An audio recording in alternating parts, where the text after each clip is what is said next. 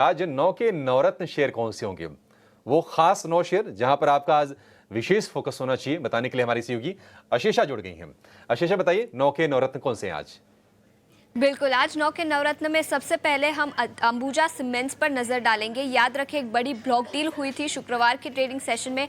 अदानी ने अपनी हिस्सेदारी कम की, लेकिन जीक्यूजी पार्टनर्स ने 2.5 करोड़ से ज्यादा शेयर्स खरीदे ब्लॉक डील में।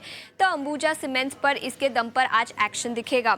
इसके अलावा केईसी इंटरनेशनल करीब 1080 करोड़ के नए ऑर्डर्स मिले हैं टीएनडी और केबल्स बिजनेसेस में इंडिया, मिडिल ईस्ट और अमेरिका में। तो केईसी इंटरनेशनल पर ऑर्डर विंस के दम पर आज एक्शन दिखेगा। अकुम्स ड्रग्स हाल ही में लिस्ट हुआ था, जिसके नतीजे आए। पहली तिमाही के रेवेन्यूज की बात करें तो यहाँ पर थोड़ी सी घटौती देखने को मिली है, लेकिन इस क्वार्टर प्रॉफिट रिपोर्ट किया है करीब 190 करोड़ का वर्सेस 60 करोड़ का लॉस जो कंपनी ने same time last year report किया था। जेन टेक्नोलॉजीज, जहां पर बोर्ड ऑफ डायरेक्टर्स ने क्यूआईपी अप्रूव किया है।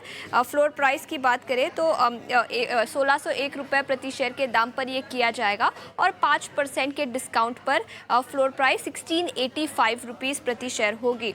इसके अलावा एमक्योर, जहां पर एक रिपोर्ट आई है जेफरीज की, उन्होंने इनिशिएट किया है कवरेज, खरीदारी की राय दी है और 1600 रुपये प्रति शेयर का लक्ष्य दिया है। प्री ओपन में ऑलरेडी स्टॉक में तेजी दिखी है। उनका मानना है कि नए लॉन्चेस के चलते एक्सपोर्ट अपॉर्चुनिटी काफ़ी रहेगी।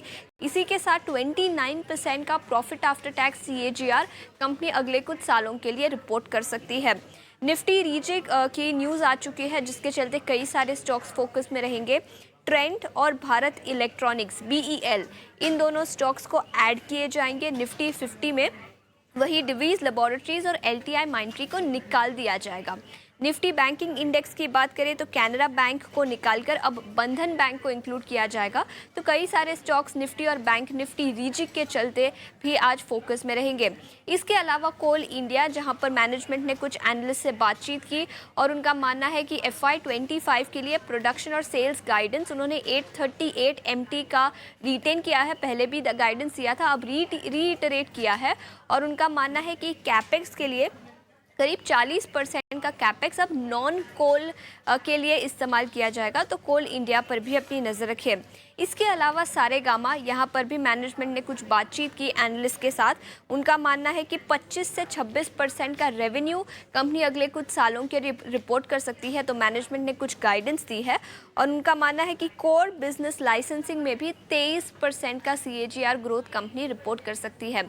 नौवे स्टॉक बिग बोल्ड ब्रोकरेज में हम आज बात करेंगे बंसल वायर्स की।